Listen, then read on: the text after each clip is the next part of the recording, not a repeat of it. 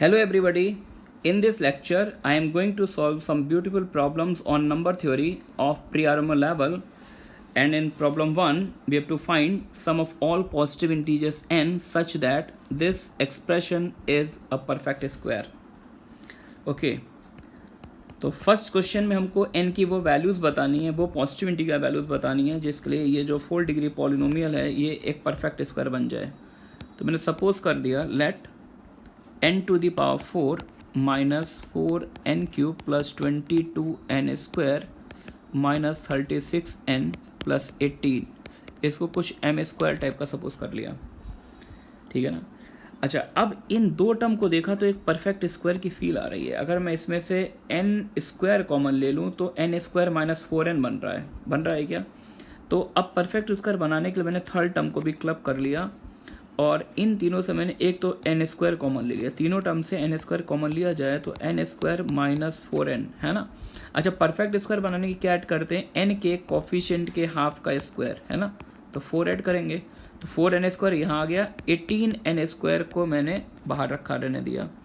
18n square minus 13 6n plus 18 is equal to m square है ना. तो अब ये एक्सप्रेशन किसका स्क्वायर बन जाएगा, n माइनस 2 का होल स्क्वायर. तो n square into n minus 2 का होल स्क्वायर प्लस 18 अगर मैं इन दोनों टर्म से भी कॉमन ले लूँ तो ये बन जाएगा 18 into n square minus 2n plus 18 is equal to m square. Okay. अच्छा, इस पूरे टर्म में अगर मैं n को अंदर शिफ्ट कर दूँ तो ये भी देखिए कुछ ऐसा बन जाएगा, n स्क्वायर माइनस 2n का whole square plus 18 times n square minus 2n plus 18 equals to m square है ना. एक काम कर लेते हैं, n स्क्वायर माइनस 2n को एक न्यू नेम असाइन कर, इसको l सपोज कर लिया है ना. इसको मैंने l सपोज कर लिया. हाँ, this implies l square plus 18l plus 18 equals to m square. अच्छा, इसको देख के फिर से एक परफेक्ट स्क्वायर की फील आ रही है. क्या करना पड़ेगा, l के कोफिशिएंट के हाफ का स्क्वायर आधा हुआ 9 का स्क्वायर 81. तो 81 ऐड कर दिया, n square plus 18l plus 81 subtract करेंगे तो ये आएगा 81 17 मीन्स 64 63 या ये कुछ इस टाइप का सीन बन गया. तो l प्लस 9 का whole square minus m square, ये वैल्यू बन गई 63. तो यहाँ से एक सिस्टम एक डायफेंटाइन इक्वेशन टाइप की बन रही है. क्या बन जाएगी, l plus 9 plus m into l plus 9 minus m is equal to 63 है ना.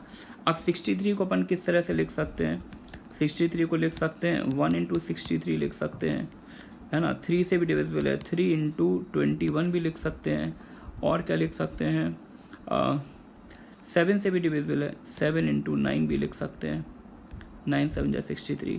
तो अच्छा, एक और बात है, ये नंबर जो होगा obviously l plus 9 plus m, l plus 9 minus m से बड़ा होगा. तो कुछ ही केसेस बनेंगे l प्लस 9 प्लस m और l प्लस 9 माइनस m में. एक केस ले लिया कि इसको मैंने 63 लिया और दूसरे वाले को कंपोनेंट को 1 ले लिया. दूसरा केस ये हुआ कि इसको मैंने पहले वाले कंपोनेंट को 21 लिया, सेकंड कंपोनेंट को 3 ले लिया. तीसरा केस मैं ये बना सकता हूँ, पहले कंपोनेंट को 9 ले लूँ, दूसरे को 7 ले लूँ. अच्छा, इसके नीचे मैं जाऊँगा नहीं क्योंकि पहला कंपोनेंट दूसरे से बड़ा है ना. अब यार इनको सॉल्व करना पड़ेगा, तो ये सॉल्विंग थोड़ा सा टाइम टेकिंग प्रोसेस है. चलिए कोशिश करते हैं. l प्लस m की वैल्यू अगर 9 उधर सब्ट्रैक्ट कर दिया जाए, 3 और 6 9 कितना बचेगा, 3 और 6 9 54 है ना. l प्लस m 54 और l माइनस m क्या आ जाएगा, 9 अगर उधर सब शिफ्ट कर दिया जो माइनस 8, दोनों को ऐड कर लेते हैं तो 12 कितना आएगा, 54 माइनस 8, 4 और 4 8 47 आई होप. तो l की वैल्यू तो सॉरी 4 प्लस 4 8 46 आएगा, 46 आई एम सॉरी.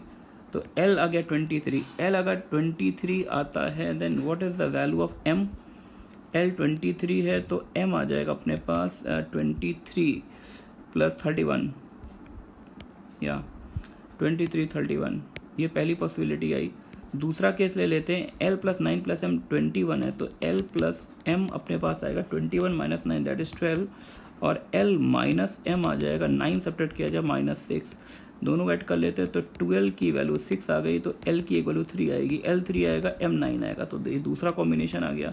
एक और l प्लस m की वैल्यू 0 आ गई और l माइनस m की वैल्यू आ गई -2, दोनों को ऐड कर लिया, 12 आ गया -2, l आ गया -1, तो m आ जाएगा आपके पास 1, ठीक है ना। तो फाइनली l और m की बात की जाए तो अपने को 3 ऑर्डर पेयर मिल रहा है 23, 31, ये तो पहला आ रहा है 23, 31, एक आ रहा है 3,9 और एक आ रहा है -1,1, ठीक है ना। अब हमें ये चेक करना पड़ेगा यार कि इन तीनों ऑर्डर पेयर में से कौन कौन से ऑर्डर पेयर जो है सिस्टम को सेटिस्फाई कर रहे हैं।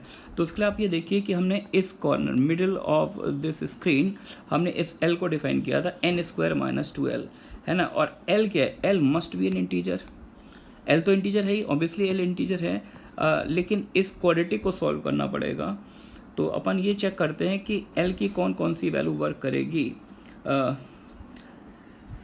l को अगर मैं 23 लेता हूँ, इफ l इक्वल्स टू 23, तो क्या इस क्वाड्रेटिक का कोई इंटीग्रल रूट आएगा? मेरे ख्याल से तो नहीं आएगा, does not has any integral root, इसका कोई इंटीग्रल रूट नहीं मिल रहा है ना। तो इसका मतलब है कि l की ये वाली वैल्यू यहाँ पर वर्क नहीं करेगी। नेक्स्ट केस ले लेते हैं, इफ l इक्वल्स टू 3, तो n² - 2n -3 इक्वल्स टू 0, यहाँ पर डेफिनेटली मुझे कुछ तो दिख ही रहा, n - 3 and n plus 1 equals to 0, we get 2 values of n here, 3n - 1 sure. और अगर मैं बात करता हूँ 3n - 1 एंड इफ अगर मैं n को लेता हूँ -1, सॉरी l को लेता हूँ -1, if l equals to -1, what we get, n² - 2n plus 1 equals to 0। तो यहाँ से अगर अच्छा n - 1 यहाँ पर अलाउड नहीं होगा, बिकॉज क्वेश्चन में मेरे से बोला गया था पॉजिटिव इंटीजर है, तो ये वाला पार्ट तो हम यहाँ से डिलीट कर देंगे, इंटीजर नहीं बोला गया था, नोट कर लीजिए, sum of all positive integral value, ठीक है ना। तो n² - 2n प्लस 1 में ये बन जाएगा n - 1 का whole square, that is n की एक और वैल्यू आ गई 1। तो n की फाइनली केवल 2 वैल्यू मिल रही, एक तो वैल्यू 3 आ रही है और एक वैल्यू 1 आ रही है ना। क्वेश्चन पूछा था sum of all positive integral values of n, therefore required sum is what, 3 + 1 that is 4, ठीक है ना। चलिए मूव करते हैं नेक्स्ट प्रॉब्लम पर।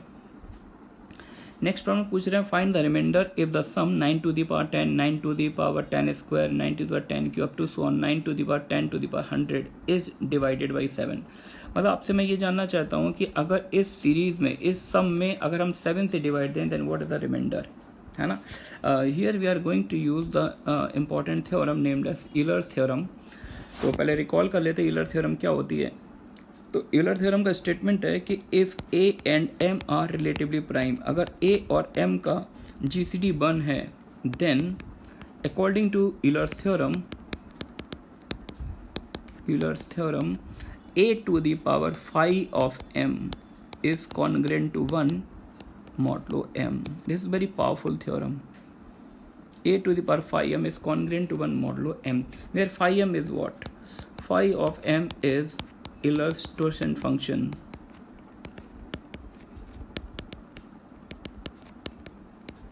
ठीक है ना।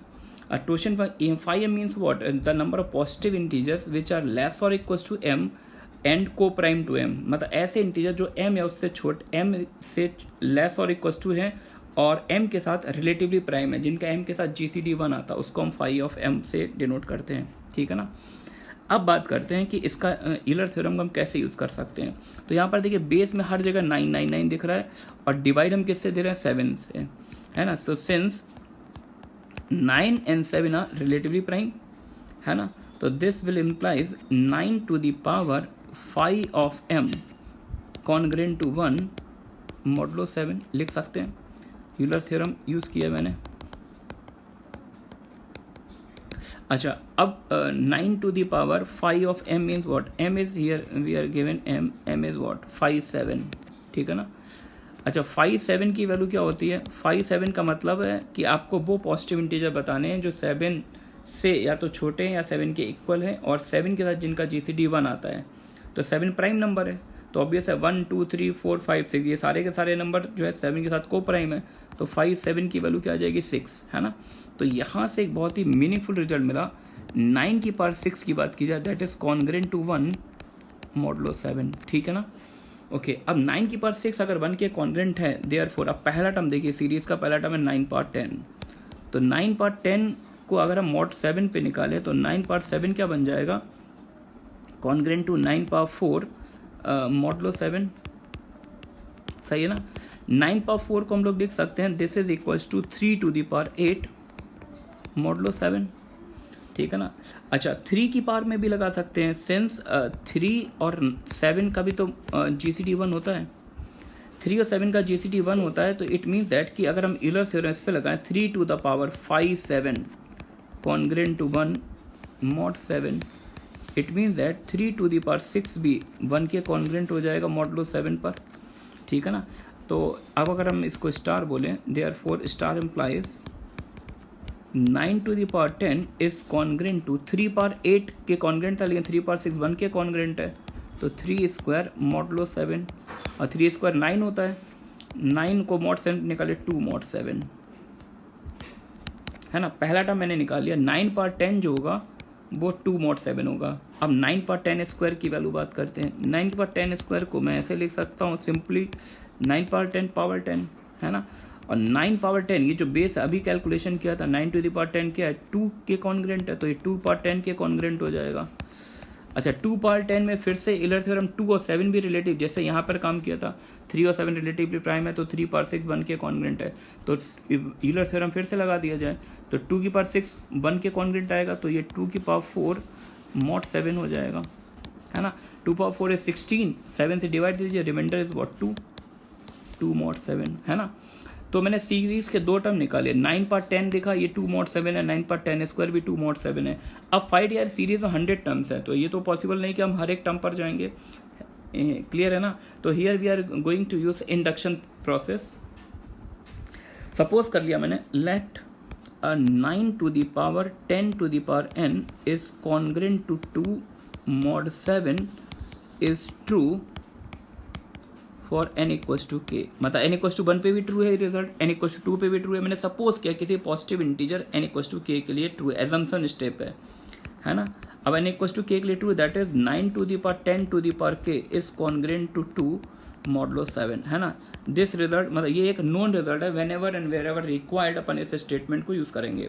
अब अगर k के लिए ट्रू है तो मुझे शो क्या करना पड़ेगा, n equals to k plus 1 के लिए भी रिजल्ट ट्रू होगा, therefore for n equals to k plus 1। अगर k प्लस 1 की बात करें तो 9 to the power 10 to the power k plus 1 को बिल्कुल पहले की तरह से लिखूंगा मैं, 9 to the power 10 power k और पावर पर पावर, ऐसा काम करते थे अपन जूनियर क्लासेस में, है ना। और 9 to the power 10 to the power k already हमने इक्वेशन में सपोज कर रखा, ये 2 के कॉन्ग्रेंट है, तो 2 पावर 10 के कॉन्ग्रेंट हो जाएगा मॉड 7, और 2 पावर 10 के कॉन्ग्रेंट है, तो ये काम हमने ऊपर कर रखा है, देखिए 2 पावर 10 मॉड 7 अल्टीमेटली क्या बन जाता है, 2 मॉड 7 बन जाता है, कि 2 मॉड 7 आ गया। तो अपन ये बोल सकते हैं therefore by induction, by principle of mathematical induction, hence by PMI, we can say 9 to the power 10 to the power n is congruent to 2 mod 7 for all values of n belongs to n, मतलब n कोई भी natural number ले लिया, हर natural number के लिए 2 के congruent होगा। आ रही बात बच्चों समझ में। तो देयरफॉर ये जो सीरीज दे रखी है, अगर हम इस टोटल सीरीज को s कॉल करें तो s इज कॉन्ग्रेंट टू, इसका हर टर्म 2 के कॉन्ग्रेंट, और सीरीज में 100 टर्म है, तो 2 इंटू 100 मॉड 7, यानी ये पूरी सीरीज 200 कॉन्ग्रेंट टू 200 मॉड 7। अब 200 में 7 से डिवाइड दीजिए और रिमाइंडर बताइए, तो 7 to the 14 and becomes what 60, 7 8 56, या रिमाइंडर इज 4 मॉड 7, ठीक है ना। तो therefore remainder is what, remainder is 4, remainder is 4। Okay, move to the next problem. In third problem, we are given a sequence 101, 104, 109, 116 and up to so on, है ना. और इस sequence का general term दे रखा है, ये यहाँ पर टाइपिंग एरर था. ए सफिक्स में एन है, a n equals to 100 plus n square, where n varies from 1 2 3 up to so on, and for each n d n denotes the greatest common divisor of a n and n plus 1. ठीक है, मतलब वही है कि आपको क्या करना है, एक सीरीज दे रखी है, तो कुछ पहले सीरीज की बात कर लेते हैं. देखिए 101 को अपन ऐसे तो लिख ही सकते हैं, 100 प्लस 1 यानी 1 का स्क्वायर. 104 को लिखते हैं 100 प्लस 4 यानी 100 प्लस 2 स्क्वायर, इसको 100 प्लस 3 स्क्वायर. तो इसका जनरल टर्म इन्होंने दे दिया, नहीं भी देते तो भी निकाल सकते थे 100 प्लस एन स्क्वायर. तो ए एन सीरीज का जनरल टर्म है. और बस जी सी डी की एक सिंपल सी प्रॉब्लम है. Here we have to find the G C D of a n and n plus 1. तो मैंने लेट कर लिया डी एन जो है इन दोनों का जी सी डी है. ये प्रॉब्लम में गिवन है, D n denotes what, G C D of a n and a n plus 1. that becomes what, GCD of 100 plus n square and 100 plus n plus 1 square, है ना. इन दोनों का GCD निकालना है. और GCD अपन कैसे निकालते हैं, by using Euclidean algorithm. Euclidean algorithm को यूज़ करके हम GCD निकालते हैं. और वो एल्गोरिथम होती एक्चुअली क्या है, यूक्लिडियन एल्गोरिथम बस वही डिवीजन प्रोसेस है. डिवीजन प्रोसेस को रिपीटेडली हम यूज़ करते रहते हैं जब तक कि नंबर डिवीजन प्रोसेस एंड ना हो जाए, है ना. इसी को हम यूक्लिडियन एल्गोरिथम बोलते हैं. और अगर हम ज़्यादा कुछ हाई फाई वर्ड ना बोले, सिंपल वर्ड से समझाएं तो आप ये देखिए, ये छोटा नंबर है और ये बड़ा नंबर है. छोटे नंबर से आप बड़े नंबर में डिवाइड दे दीजिए और देखिए रिमाइंडर क्या आ रहा है. तो जब इससे इसमें डिवाइड देंगे तो इक्विवेलेंट है कि आप एक बार सब्ट्रैक्ट कर दीजिए इसको, 100 plus n plus 1 whole square minus 100 plus n square, है ना. एक ही बार डिवाइड देंगे तो ये सब्ट्रैक्ट हो जाएगा, 100 plus n square. This is equal to what, n square cancel हो जाएगा, 100 भी कैंसिल हो जाएगा, 2n प्लस 1. अच्छा, ऑर्डर मैटर नहीं करता, आप किसी भी टर्म को पहले लेके किसी को बाद में लेके एक ही बात होती है यार. 2 और 6 का जीसीडी भी 2 आएगा, 6 और 2 का जीसीडी भी 2 आएगा. तो यूक्लिडियन एल्गोरिथम यही होती है कि जैसे मेरे को दो नंबर के बीच जीसीडी निकालना है तो छोटे नंबर से बड़े नंबर में डिवाइड दीजिए. और अब जो रिमाइंडर आता है तो इक्विवेलेंट होता है कि ए और बी का जीसीडी अगर आप निकाल रहे हैं और बी से ए में डिवाइड दे रहे हैं, है ना, बी से ए में डिवाइड दे रहे हैं, सपोज दैट रिमाइंडर R1 है, तो ए और बी का जीसीडी निकालना इक्विवेलेंट होता है. आपने ए को बी से बड़ा लिया यानी बी से ए में डिवाइड लगाया, रिमाइंडर R1 आया, तो इक्विवेलेंट है रिमाइंडर और डिवाइजर के बीच जीसीडी निकालना, रिमाइंडर और डिवाइजर के बीच जीसीडी निकालना. This is the Euclidean algorithm, है ना. तो रिमाइंडर हमारे पास आया 2n प्लस 1, डिवाइजर ये था. अब इन दोनों की जीसीडी निकालना है. फिर से भाई काम, छोटे नंबर से बड़े नंबर में डिवाइड दे दो, इस नंबर से इसमें डिवाइड दो. लेकिन अब फाइट ये आएगी, यहाँ पर n का कोफिशिएंट 2 है और n स्क्वायर में n कोफिशिएंट 1 आ रहा है. तो अब आप डिवाइड देंगे तो इस तरह का इंटीग्रल इनपुट नहीं आएगा, है ना. तो अब क्या काम कर सकते हैं, एक ट्रिक लगा सकते हैं. देखिए 2n प्लस 1 जो है n की हर वैल्यू के लिए ऑड इंटीजर बनेगा. आप n कुछ भी पुट करें, कोई पॉजिटिव इंटीजर डालें, ये ऑड इंटीजर बनेगा. तो अब डिवीजन प्रोसेस स्मूथली वर्क करे, इसके लिए एक प्यारी सी ट्रिक. आप एक काम करिए, 4 से मल्टीप्लाई कर दीजिए फर्स्ट टर्म में. 4 से मल्टीप्लाई करने का रीज़न ये है कि अगर हम 4 से मल्टीप्लाई कर भी देते तो जीसीडी पर कोई इफेक्ट नहीं पड़ेगा, क्योंकि 2n प्लस 1 में 2 की कोई भी पावर नहीं आ रही है, तो आप कॉमन आपका फैक्टर मिलेगा ही नहीं. लेकिन इससे एडवांटेज मिला कि अब डिवीजन प्रोसेस काफ़ी कूल हो जाएगी. कैसे कूल हो जाएगी, देखिए 2n प्लस 1 से जब आप इसमें डिवाइड देंगे, आप नॉर्मल डिवाइड भी दे के निकाल सकते हैं जैसे आप पॉलिनोमियल्स में डिवाइड देते थे, या फिर आप बोलेंगे सर 2n प्लस 1 का मुझे डिवाइड देना है और इस 4n स्क्वायर को कैंसिल करना है. किसको कैंसिल करना है, 4n स्क्वायर को. तो ऑब्वियस सी बात है, आप किससे 2n प्लस 1 का 2n माइनस 1 से मल्टीप्लाई करेंगे और रिमाइंडर नोटिस करेंगे. तो 4n स्क्वायर माइनस 1, तो 4n स्क्वायर माइनस 1 लेंगे तो ये आ जाएगा 401 और 2n प्लस 1, है ना. यहाँ पर ये लिख दीजिएगा कि since 2n plus 1 is odd, so there is no effect on GCD by multiplying 4 by 4. 4 से मल्टीप्लाई कर दिया जाए तो कोई इफेक्ट नहीं पड़ेगा. 4 even number, 2n plus 1 odd है. अब देखिए ये dn आ गया है, dn आया कि 2n प्लस 1 और 401 का GCD है. अब क्वेश्चन की नेक्स्ट लाइन पढ़ते हैं, n denote the maximum value of dn. हम इस GCD को मैक्सिमाइज करना चाहते हैं, बड़ी से बड़ी वैल्यू निकालना चाहते हैं. तो ऑब्वियस सी बात है, अगर मेरे को dn को मैक्सिमाइज करना है तो यहाँ पर ये जो n है, अगर मैं इस n को 200 पुट कर दूंगा तो दोनों नंबर सेम हो जाएंगे। तो 401 और 401 का GCD क्या आ जाएगा, 401। तो n की वैल्यू मिल गई डायरेक्ट 401, है ना। और मैंने आपसे क्वेश्चन में क्या पूछा, बॉक्स ऑफ ny80 का इंटीग्रल पार्ट 80 से डिवाइड दे दो, क्लियरली आंसर इज 5, ठीक है ना। तो जो स्टूडेंट इक्विलिब्रियम एल्गोरिथम से फैमिलियर नहीं है तो एक बार पढ़िएगा जाके बुक्स में, है ना, इसको क्लियर कीजिए। बाकी ये ऑर्डिनरी प्रॉब्लम है और ऐसी प्रॉब्लम RMO में भी आ चुकी है, ठीक है ना। मूव करते हैं आगे। Next question, for how many values of k 12 to the power 12 with the least common multiple of 6 to the power 6, 8 to the power 8 and k। Okay, ये भी एक तरह की सिंपल प्रॉब्लम है। देखिए, आपको लीस्ट कॉमन मल्टीपल LCM निकालना है ना। तो पहले 6 टू द पावर 6 का प्राइम फैक्टराइजेशन कर लेते हैं, तो बन जाएगा 2 की power 6 into 3 power 6। 8 to the power 8 का अगर प्राइम फैक्टराइजेशन किया जाए तो 2 की पावर 24, आई होप, या 2 की पावर 24, ठीक है ना।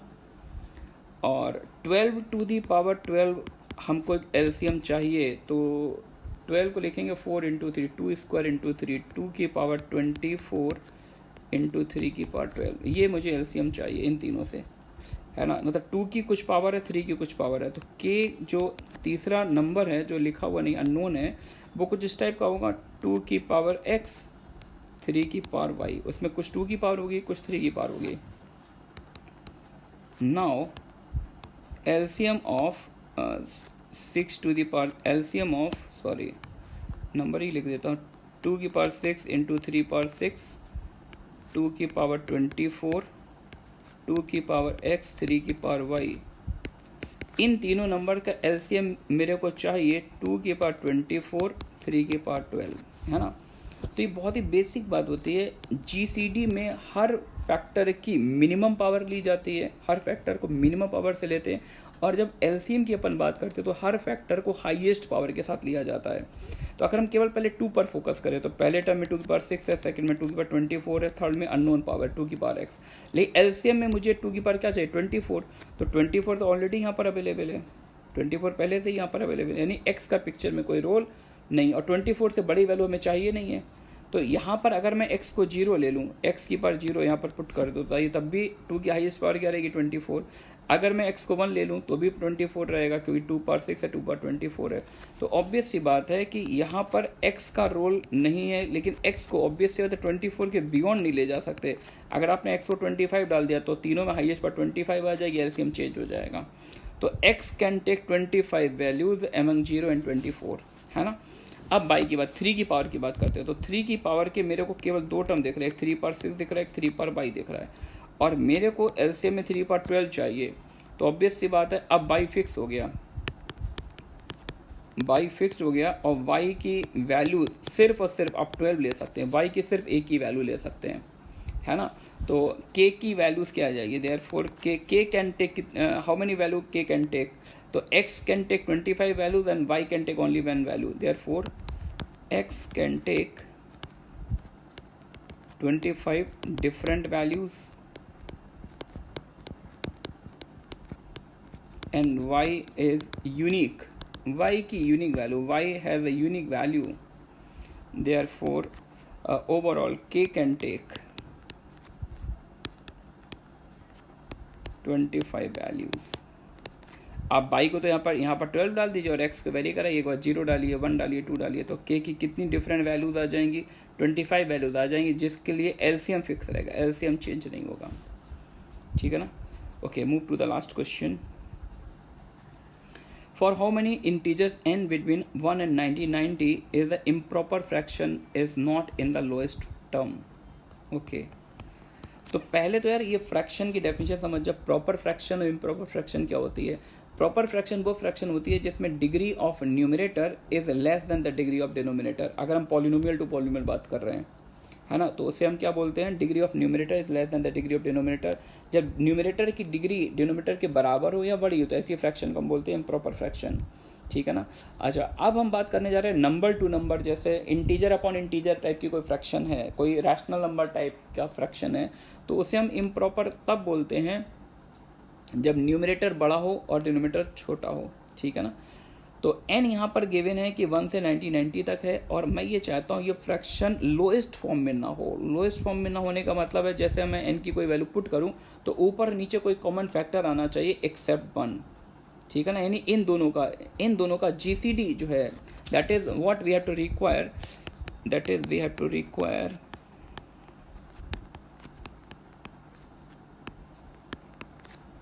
number of values of n, we have to require